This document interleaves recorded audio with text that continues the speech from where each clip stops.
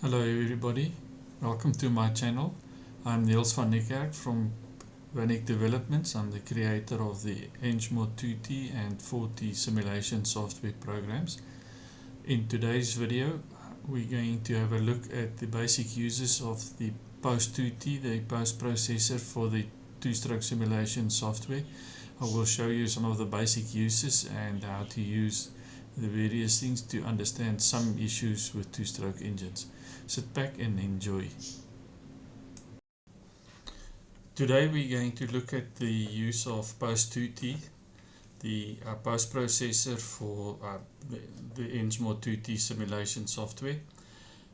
I am often asked why is the pre and post processor separate parts and not part of the main program as many other softwares are.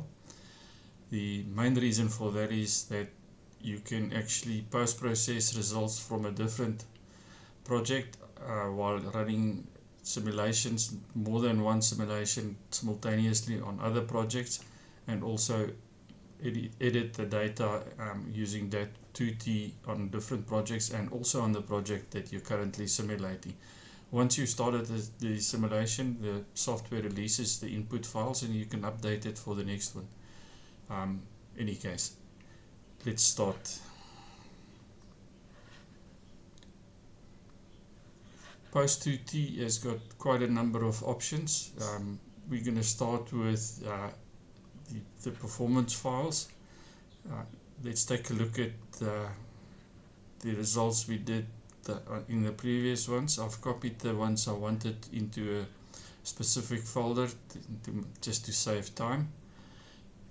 As you might remember, we did the performance of comparison of two pipes, a classic normal two-stage diffuser and a more modern pipe. I'm selecting the power comparison. There you can see the one pipe makes more top end than the other one, but mid-range are pretty much the same. It's quite a nice increase around that point, almost 2 kilowatts. That's quite substantial. Just to show you, if you want to look at this rather in horsepower than in kilowatt, there it shows you, and yeah, almost 3 horsepower. That looks really nice. We want to try and understand why we have this performance difference between the two pipes. Let's start by looking at something, the delivery ratio.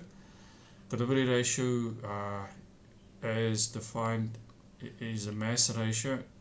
The four-stroke guys like to call this volumetric efficiency, but it's actually got absolutely nothing to do with the ratio of volumes, but it is a mass flow, so I prefer to call it delivery ratio. That's interesting. We see that at the top end where we made more power, the delivery ratio is actually pretty much the same between the two pipes, and in the mid-range part where there was no changes in the performance, there's actually a difference in delivery ratio. So clearly the delivery ratio is not where the performance difference was. So let's have a look at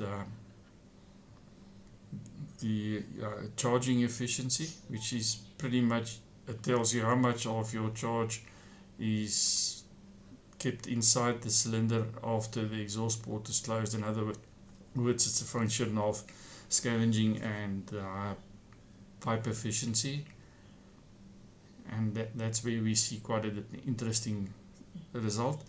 The charging efficiency curve looks pretty much the same as what the power curve looks like, so we come to the conclusion that the modern pipe has got a much better charging efficiency.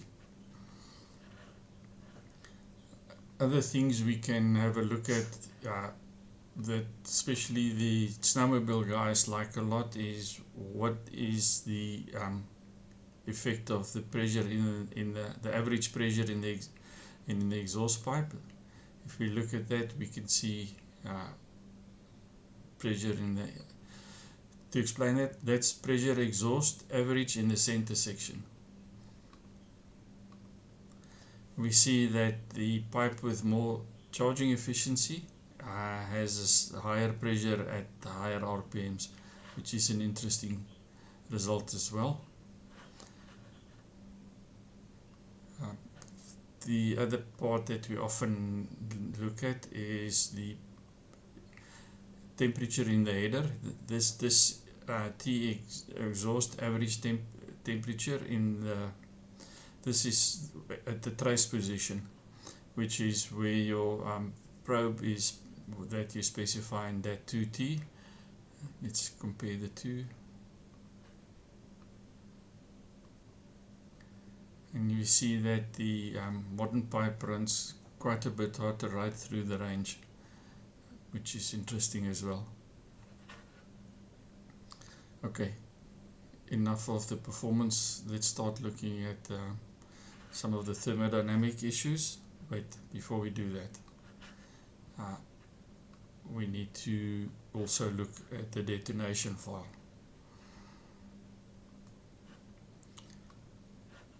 In the software, there's a detonation predictor.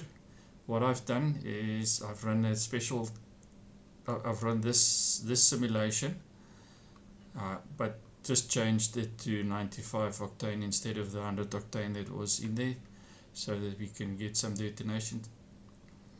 And there it shows you quite clearly between from around here to around there, you have quite severe detonation. The detonation scales is 0.25 means 1 every 4 cycles, 0.5 means 1 every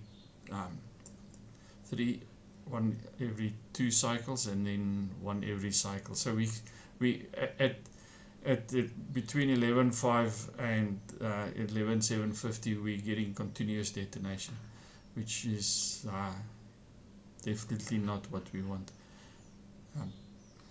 Now let's see what happens. Detonation is a combination of cylinder purity and the maximum unburned temperature in the engine. Let's compare the two. And there we can see quite interestingly the unleaded fuel, even though I ran exactly the same lambda ratios and everything, was burning quite a bit hotter and having less detonation resistance. It actually detonated quite badly. So we will have to change something if we want to if we want to run this engine on 95 unleaded. Okay, the parts that I actually wrote the software for originally was to see what happens with the pressure traces in the exhaust. So let's have a quick look at typical things. What I normally like to look at is the transfer pressure, the cylinder pressure, and the exhaust pressure. And that's the full trace. Obviously you cannot see what's happening at the bottom, so let's change the scales. This is set up to automatically change to these values because that's what I use very often. Let's see what it looks like. We see that we clip a bit off the exhaust, so let's just change that one to 4 and have a look. Okay, what we see here, this is the exhaust port pressure trace at the exhaust port in the pipe, and you can see at the exhaust port open there's already pressure there, and it opens, builds up, the cylinder pressure drops. We see that with the cylinder pressure and with the very close to the transfer port pressure at this point, there's still a small climb in transfer port pressure after transfer port open, but then the transfer port pressure drops. We can see we have a nice suction in the exhaust system, and then at transfer port close we have a nice return pulse from the exhaust, which pushes the cylinder pressure up quite a bit by pressing fresh gas back into the cylinder. We will have a look at that just now.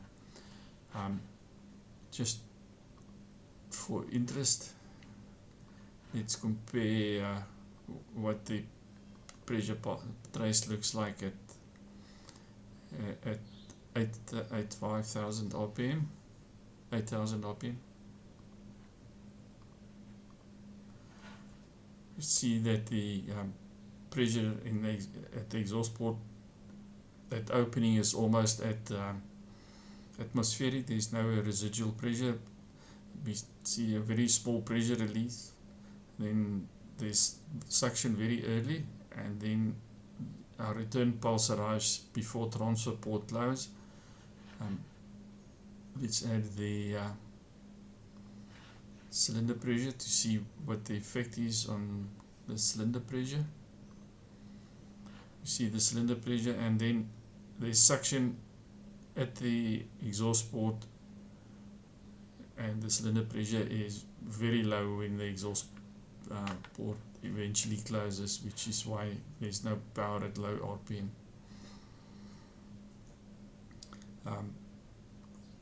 To try and understand what's happening here, let's have a look at the mass flow.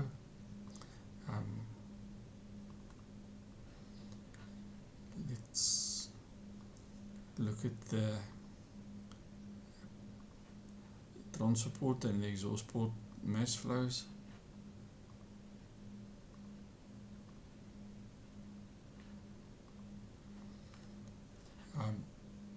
We see the exhaust port has got quite a big mass flow out, and then it slows down, and then what we remember from before, there was nice suction. Then the return pressure pulse comes. We see there's almost no reverse flow at this point. So just for let's add the pressure pulse of the exhaust so we can see what's actually going on. Okay, now we know that we see that our scales are now not so nice. Mass flow that I currently display is times 1,000, otherwise it's a very small value. Let's try the mass flow at that and see what we get. Yeah, that looks better. We see with the pressure, exhaust pressure is accompanied by a nice with the mass flow, and then here with the suction we see that the exhaust, the mass flow out the exhaust is quite good, and then with the return pressure pulse we see that it pushes the mass black in. What's interesting is there's right before closure there's a small amount that actually goes out again.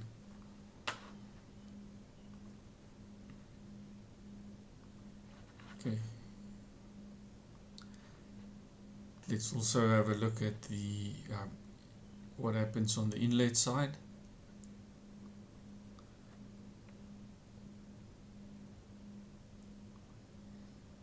We see, okay, now that's why the inlet obviously is out of phase with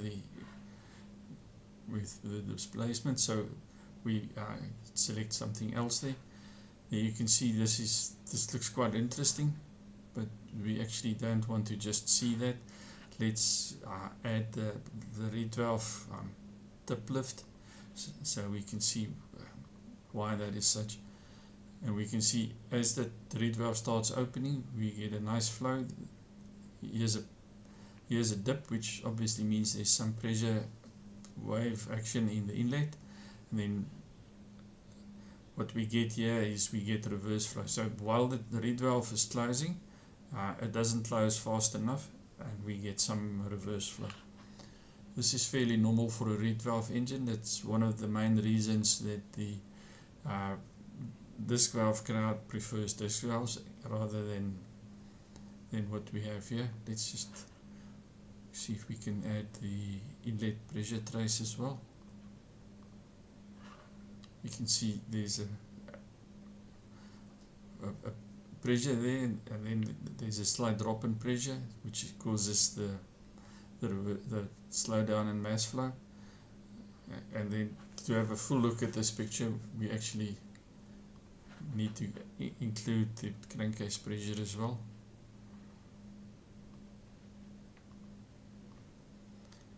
And we see that from here the crankcase cranking pressure and the inlet pressure are very close to the same. Well, that should be because it's in the inlet port. Maybe if we, rather than look at the pressure in the inlet, let's look at the pressure trace, which is for this one is at the start of the reed block. It's about 50 millimeters away from the tip, and there we can then now it makes more sense. We can see that this is the pressure wave in the inlet, and that's the crankcase suction pressure. Good.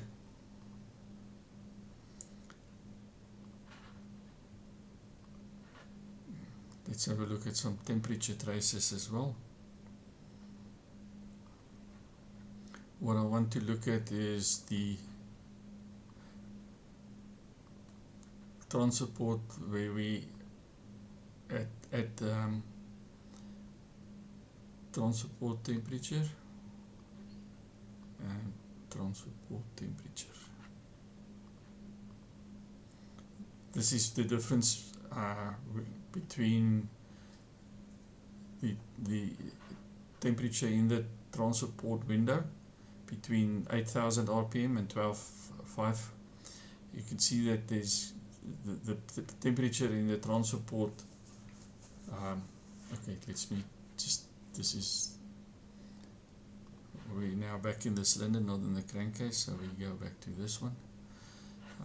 Okay, at transfer port open, the temperature is quite high. Why is that? We see halfway through here the temperature starts climbing quite dramatically. Let's have a look at what happens with the mass flow on the at 8000 RPM. Mass flow in the transfer. Let's try a different one. It's still too low.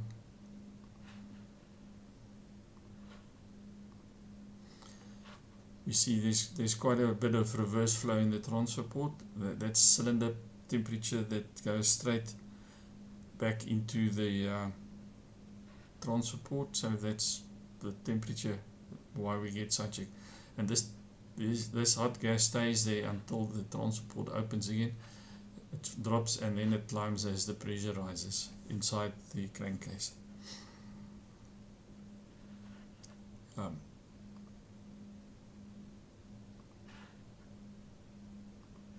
Let's have a look also at the efficiency plots, just for interest sake.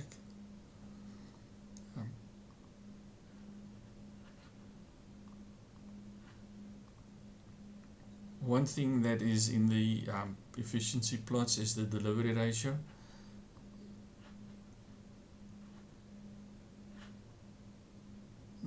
Delivery ratio is connected to the intake, so that's why I went. You can see the delivery ratio on the specific engine goes quite high. It goes over 1.4, but then it falls back again. This is when we start getting the reverse flow from the inlet. That little bit of reverse flow we saw on the reed valve, it drops the delivery ratio by from about almost 1.5 to 1.4.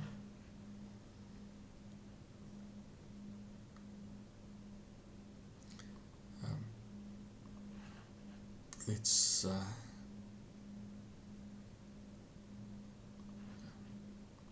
was a bit fast deleting those.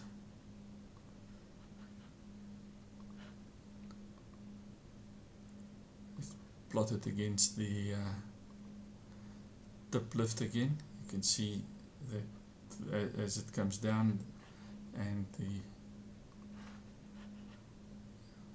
mass flow.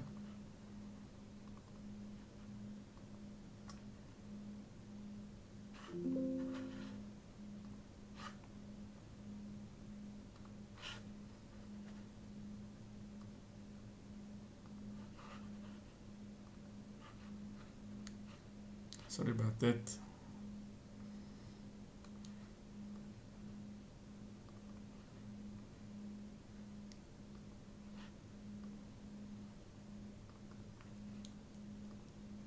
there's something funny happening, but yeah, I will fix that.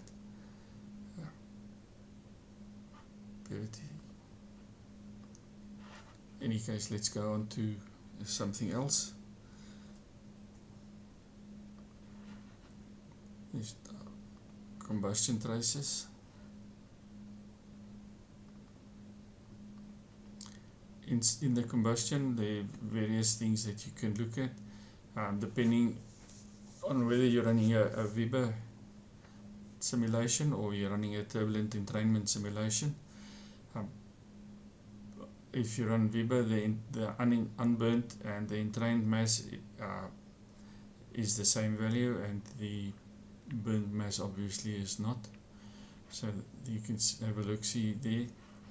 What you see here is, this is the unburnt, and you see there's a little bit of burnt gas left inside the cylinder because the cylinder purity was not fully pure. There was some burnt gas. Then at this point is where the combustion starts. You see that the burnt gas until it's 100% burnt, and the unburnt disappears until there's none left.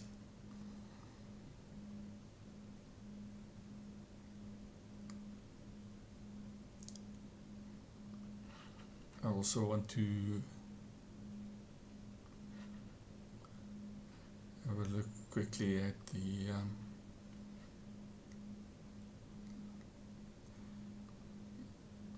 these should actually look the same. Let's see. Yes, it's just the actual mass values and not the ratios. What shall we look at next? Look at noise.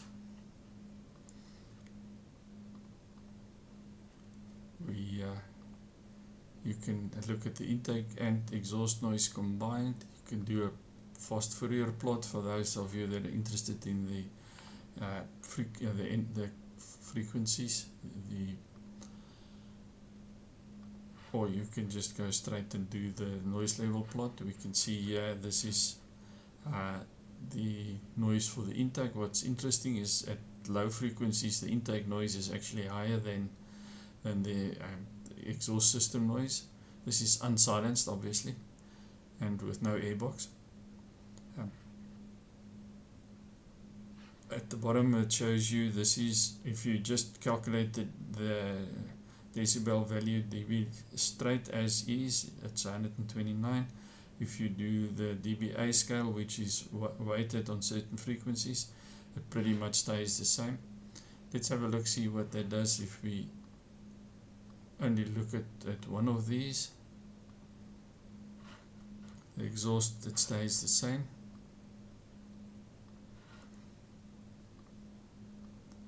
On the inlet, you see there's a small difference between them. Quite often on silenced things, these weighted differs quite a lot. Okay, you can see this is measured at 45 degrees from the tailpipe, and the distance is about 1 meter. That's the normal FIM type things. Let's just see what happens if we go 5 meters away. You see it drops quite a lot. Another thing we can have a look at is the pressure volume diagrams. I don't personally use this much, but it was requested by some of the users. What this does is it plots the cylinder pressure against the cylinder displacement volume.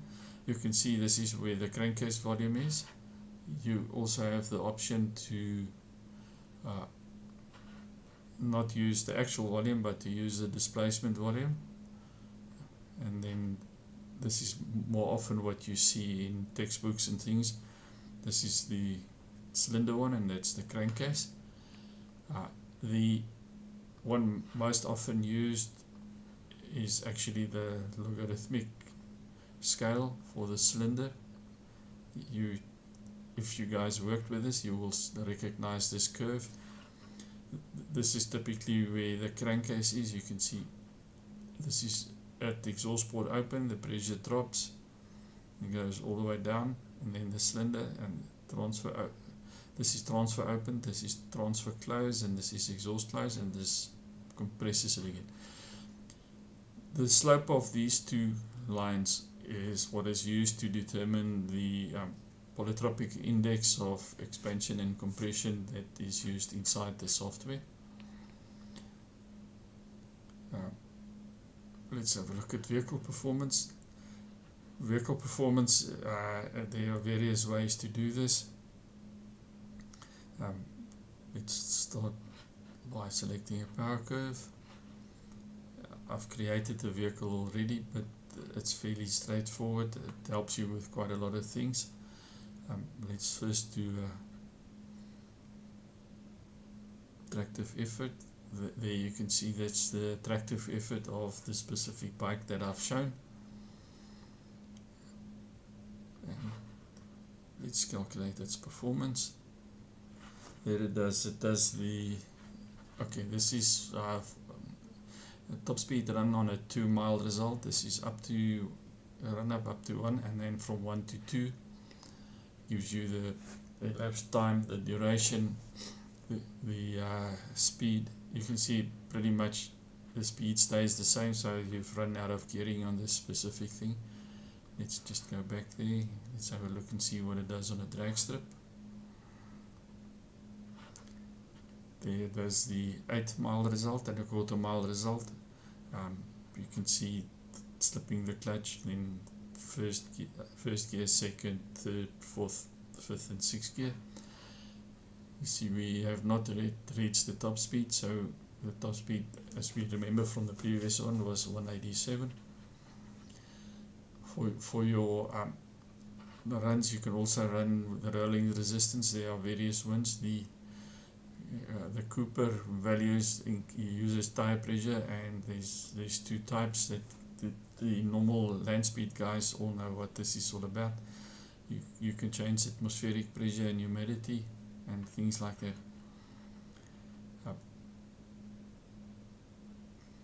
I think that's pretty much enough for today.